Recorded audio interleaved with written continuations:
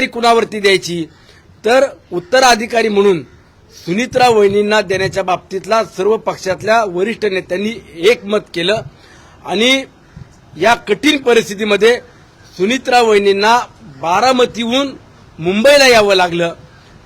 सर्व विधिमंडळातील कामकाज असेल किंवा गटनेतेपदाची प्रक्रिया काल पूर्ण करत असताना राज्याचे मुख्यमंत्री हे प्रमुख आहेत, त्यांच्याशी देखील पक्षातल्या आमच्या प्रमुख नेते मंडळींनी चर्चा केली आणि उपमुख्यमंत्री पदाच्या बाबतीत निर्णय घेण्याचा जो काही निर्णय झाला त्याबाबत देखील काल 5 वाजता सुनित्रा वहिनींनी उपमुख्यमंत्री पदाची शपथ घेतली. मी पुन्हा सांगतो, राष्ट्रवादी काँग्रेस पक्षाच्या उत्तराधिकारी म्हणून सर्वस्वी इथून पुढच्या काळामध्ये सुनित्रा वहिनी असतील. विधिमंडळातल्या कामकाजाच्या बाबत देखील आपण जर पाहिलं असेल तर गटनेत्या म्हणून सुनित्रा वहिनींच्या बाबत काल एकमत करण्यात आलं, एकमतानं निर्णय झाला आणि विधिमंडळामधले जे काही निर्णय घ्यायचे असतील ते देखील सुनित्रा वहिनींनीच घ्यायचे. उपमुख्यमंत्र्याची जागा, ती खुर्ची उत्तराधिकारी म्हणून सुनित्रा वहिनींना देण्याबाबत पक्षातल्या सर्व प्रमुखांनी निर्णय केला आणि आम्ही देखील त्याला अनुमोदन दिलं. हा पहिला टप्पा पूर्ण केलाय. आता पक्ष संघटना असेल, पक्षाचं विलीनीकरण असेल किंवा मर्ज करण्याच्या ज्या काही चर्चा सुरू आहेत, या आयत्या वेळेला, ऐन वेळेला का उपस्थित केल्या जात आहेत? म्हणजे दादांचं मुख आपण त्याला जे म्हणतो की शेवटची क्षणी सुद्धा या चर्चा आपण का आणलेल्या आहेत? अंत्यविधी झालाय, आजचा 5वा दिवस आहे. अजून 10-12 दिवसानंतर यावरती पक्षातले नेते मंडळी बसतील, चर्चा करतील. पण मी पुन्हा जबाबदारीनं सांगतो, आज सकाळीच सुनित्रा वहिनींचं माझं देखील फोनवरनं संभाषण झालं आणि वहिनींना सांगितलं, वहिनींनी आम्हाला सांगितलं की आपण सगळेजण दादांचं स्वप्न जे आहे ते पूर्ण करण्याकरता आता सगळ्यांनी दुःख बाजूला ठेवलं पाहिजे. तुम्ही कुणी खचू नका, मी तुमच्या सोबत आहे. आणि आम्ही सांगितलं की वहिनी आपण आहात म्हणूनच आम्ही सुद्धा दादांचं स्वप्न पूर्ण करण्याकरता आता तुमच्या खांद्याला खांदा लावून या राज्यामध्ये फिरायचंय. आणि दादांनी जे काही 35 वर्ष या महाराष्ट्राकरता झिजलेत ते स्वप्न आपल्याला दादांचं पूर्ण करायचंय. परंतु सुनित्रा वहिनींना आम्ही देखील सांगितलं की तुम्ही आता प्रमुख आहात, उत्तराधिकारी म्हणून तुमची जबाबदारी आहे. मग उद्याच्या काळामध्ये जे काही निर्णय होतील या बाबतीत तुम्ही पुढे असला पाहिजे.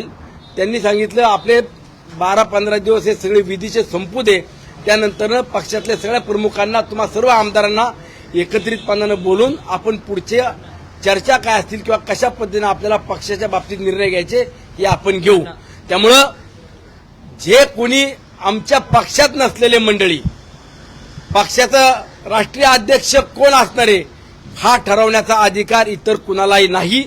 उद्याच्या काळामध्ये सर्वस्वी अधिकार पक्षाचा राष्ट्रीय अध्यक्ष कोण असेल, पक्षाच्या जबाबदाऱ्या घेत असताना कुणाला कुठल्या भागातली विभागातली जबाबदारी दिली पाहिजे, विधिमंडळाचं कामकाज करत असताना कुणाला विधिमंडळामध्ये मंत्रिमंडळामध्ये समाविष्ट करायचंय, कुणाला वेगळ्या जबाबदाऱ्या द्यायच्या, हा सर्वस्वी अधिकार हा सुनित्रा वहिनी अजितदादा पवारांचाच असेल. त्यामध्ये कुठल्याही व्यक्तीनं कुठलंही स्टेटमेंट केलं तर त्याला कुठल्याही प्रकारे दुजोरा देऊ नका, त्याला महत्व देऊ नका. मी पुन्हा सांगतो, 10-12 दिवसानंतर सुनित्रा वहिनी ज्या वेळेला प्रसार माध्यमांना बोलवून त्यांची भूमिका स्पष्ट करतील तीच भूमिका जाहीर असेल किंवा ती भूमिका योग्य असेल. तुम्ही ज्या मावळ भागातून निवडणूक लढवता तिथे खरं तर भाजपच तुमचा मित्रपक्ष हा विरोधात आहे आणि तुमचा आता नेता गेलेला आहे. तर किती तुम्हाला ह्याचं सगळं म्हणजे किती खच्चीकरण झालं? हे बघा, शेवटी आता दादा गेल्यानंतरनं प्रत्येकाला पोरकं वाटतंच आज, किंवा जो आधार असतो आपण काही प्लॅनिंग करून राजकारणात सुद्धा काम करत असतो, जनतेला आश्वासनं देत असतो. परंतु ठीक आहे, आज नियतीनं घाला घातला आणि त्यातून फक्त पुणे जिल्हा किंवा मावळ नाही तर महाराष्ट्राचीच हानी झालेली आहे, मोठी पोकळी निर्माण झालेली आहे. आणि त्यामध्ये स्वतः मुख्यमंत्री महोदय देखील राष्ट्रवादी काँग्रेस पक्षाला बरोबर घेऊन राष्ट्रवादी काँग्रेस पक्षाचे नेते मंडळी जो निर्णय घेत आहेत त्याला देखील अनुमोदन देत आहेत, त्याचं त्यांना देखील समर्थन करतात किंवा त्यांच्या मागे उभे आहेत. कालच्याच सगळ्या प्रक्रियेतनं आपण पाहिलं असेल. मग मी पुन्हा सांगतो, राष्ट्रवादी काँग्रेस पक्ष मर्ज करायचा का अजून काय करायचंय, कुणाला राष्ट्रीय अध्यक्ष करायचा हा सर्वस्वी अधिकार सुनीत्रा वहिनी हे सगळे विधी संपूर्ण झाल्यानंतर निर्णय घेतील. दादांनी आमच्या सोबत विलिनीकरणाच्या बाबतीतला आम्ही दर मंगळवारी बैठकीला देवगिरीला असताना सुद्धा कधी केली नव्हती.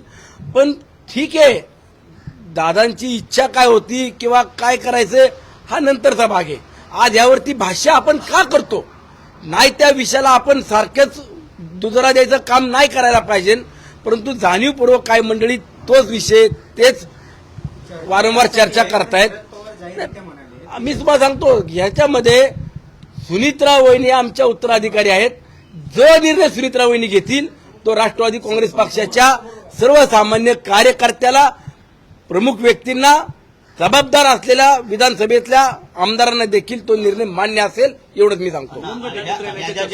एकंदरीतच ह्या ज्या चर्चा आहेत ना त्या शरद पवार साहेबांच्या वक्तव्यानंतर आहेत. मुळात राष्ट्रीय अध्यक्षपदाबाबत किंवा विलिनीकरणाबाबत ज्या चर्चा होत आहेत त्या राष्ट्रवादी काँग्रेस पार्टी शरदचंद्र पवार पक्षाकडून होत आहेत. तुमच्या पक्षाकडून कुठलेही नेते त्या अनुषंगानं बोलत नाहीत. मग ही चर्चा कोण घडू पाहत आहे? अहो, अंतविधीच्या दिवशी सुद्धा आपण बघितलं असेल तर काही मंडळी म्हणत होते आता दोन्ही पक्ष मर्ज करायचे, एकत्र यायचे. ठीक आहे, हा नंतरचा भाग आहे. तुम्ही अंतविधी होऊन द्यायचे आणि आज या चर्चा का करता? काही कालावधी जाऊ द्या, 10-15 दिवसानंतर या चर्चा आपण करू शकत नाही. पक्ष मर्ज करणं किंवा पक्षाचा राष्ट्रीय अध्यक्ष करताना कायदेशीर बाबी सुद्धा तपासल्या पाहिजे. आजही कोर्टामध्ये पिटिशन दाखल आहेत. याबाबत कुणी चर्चा करतं का की त्यामध्ये आता कशा पद्धतीने पुढे गेलं पाहिजे? कायदेशीर तांत्रिक ज्या ज्या अडचणी होत्या त्यातला पहिला टप्पा काल सुनीत्रा वहिनींना गटनेतेपदी त्यांच्याकडे जबाबदारी देऊन त्यांना गटनेता म्हणून त्या ठिकाणी सर्वांनी एकमताने निर्णय केला आणि उपमुख्यमंत्री म्हणून दादांच्या खुर्चीवरती बसण्याचा आम्ही त्यांना त्या ठिकाणी आग्रह केला. आणि ही पहिली प्रक्रिया पूर्ण झाली आहे. त्यानंतर पक्ष मर्ज करायचा, राष्ट्रीय अध्यक्ष करायचा, याला 10-15 दिवसाचा वेळ कालावधी जाऊ द्या ना, महिनाभर जाऊ द्या. आज त्याच्यावरनं काय आलंय का? विधिमंडळातल्या आमदारांना एक संघ ठेवणं ही पहिली कायदेशीर प्रक्रिया होती, ती पूर्ण करायचं काम काल झालेलं आहे. पहिला टप्पा पूर्ण झालाय. नंतरच्या कालावधीत या सगळ्या घटनेला किंवा सगळ्या चर्चांना सुनीत्रा वहिनी स्वतः निर्णय घेतील, त्या सक्षम आहेत. त्या जरी आज खचलेल्या असल्या तरी कुणाला दाखवत नाहीयेत मी खचले म्हणून. त्या स्वतः सक्षम आहेत आणि त्या महिला भगिनीचा आपण आदर केला पाहिजे. त्या स्वतः उद्या निर्णय घेतील तो आम्ही मान्य करू. मुख्यमंत्री अजित पवारांच्या मृत्यूच्या 1 दिवसापूर्वी 2 तास माझ्यासोबत मुख्यमंत्री उपमुख्यमंत्री अजित पवारांसोबत चर्चा झाली. त्यांनी जर असं काही त्यांनी इच्छा व्यक्त केली असती तर माझ्यासोबत चर्चा केली असती. प्रत्येक गोष्ट अजित पवार माझ्यासोबत शेअर करत होते. नक्कीच आपण जर पाहिलं असेल तर दादांच्या अकाली जाण्यानंतरनं मुख्यमंत्री महोदय सुद्धा स्वतः त्यांची जर आपण परिस्थिती पाहिली तर तेही आपल्याला खचल्यासारखे दिसत होते. त्यांनाही ते वेदना, त्या दुःख ते सहन कसं करत होते आपण सगळ्यांनी पाहिलं. परंतु मी पुन्हा सांगतो, राज्यामध्ये महायुतीचं सरकार म्हणून ज्या वेळेला राष्ट्रवादी काँग्रेस पक्ष, शिवसेना, भारतीय जनता पक्ष हा एकत्रितपणाने काम करत असेल, या राज्यामध्ये सरकार म्हणून जर राज्याचा कारभार पाहत असतील तर आगामी काळामध्ये या बाबतीत विधिमंडळातले काही निर्णय असतील तर त्यामध्ये मुख्यमंत्री आम्हाला देखील सहकार्य करण्याच्या भूमिकेमध्ये आहेत. परंतु पक्षाचे निर्णय घेताना हे सुनीत्रा वहिनीच घेतील, या बाबतीत कुणी मनात शंका आणू नका. कुणी स्टेटमेंट केले आमच्या पक्षातले करोत किंवा इतर पक्षातले ज्यांना आमच्या पक्षाचे सदस्य नाहीयेत, आमच्या पक्षाचे त्यांनी कधी आजपर्यंत पायरी चढली नाही, असे लोक जर आमच्या पक्षाचे राष्ट्रीय अध्यक्ष ठरवत असतील ते जाणीवपूर्वक राजकारण या काळात तरी कुणी करू नये.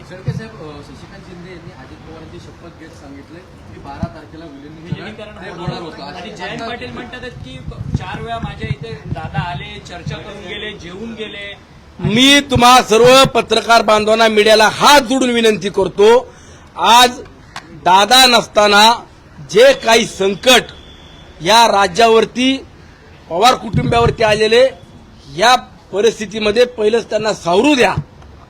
12-15 दिवसानंतर, महिनाभरानंतर सुद्धा पक्ष विलगीकरण करायचा, मर्ज करायचा, राष्ट्रीय अध्यक्ष कोणाला करायचं याला कालावधी आहे, वेळ आहे. आज त्यावरती कुठल्याही प्रकारचा दुजोरा आपण देऊ नये. खोटं कोण बोलतं? कारण की सातत्यानं त्यांच्या पक्षाकडनं अनेक नेत्यांचा दावा करण्यात येतो. त्यांना एवढा दावा करायचा उतवळेपणा का आलाय? एवढा उतवळेपणा आजच का?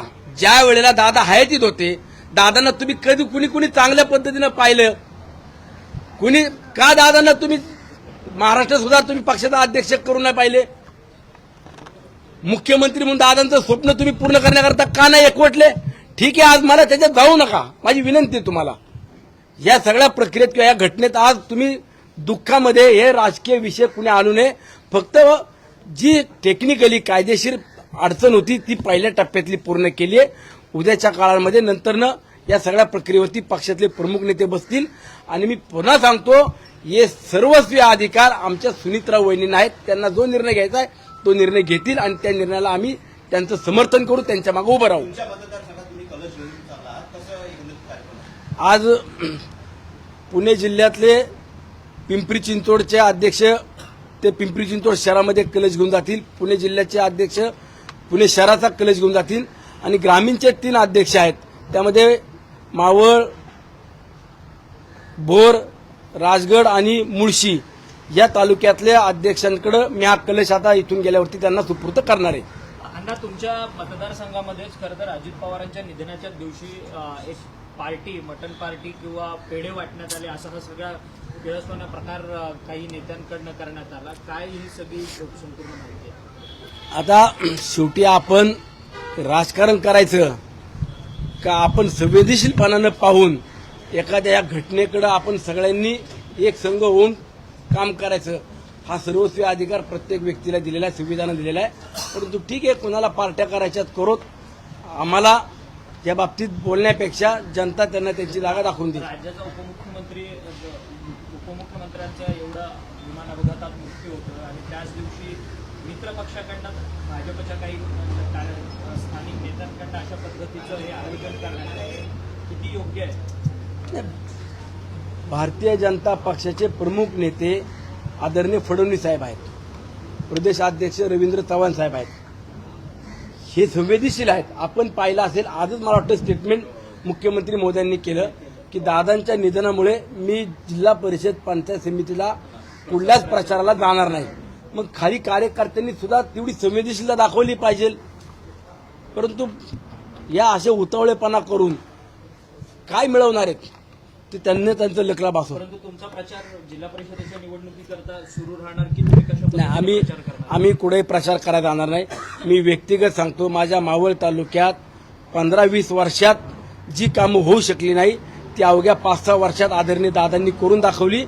दादांच्या प्रती माझ्या मावळच्या जनतेच्या मनात श्रद्धा आहे, प्रेम आहे, आपुलकी आहे. घराघरातला व्यक्ती त्या दिवशी घरात डोळ्यात पाणी आणून रडत होता. काही लोकांनी तर चूल सुद्धा पेटवली नाही. एवढे संवेदनशील माझ्या मावळची जनता आहे. त्यामुळे मला माझ्या मावळ तालुक्यात प्रचार करण्याची आवश्यकता नाही. माझ्या मावळ तालुक्यातली जनता प्रामाणिक आहे, इमानदार आहे आणि ते तुम्हाला येणाऱ्या 9 तारखेला देखील दिसेल.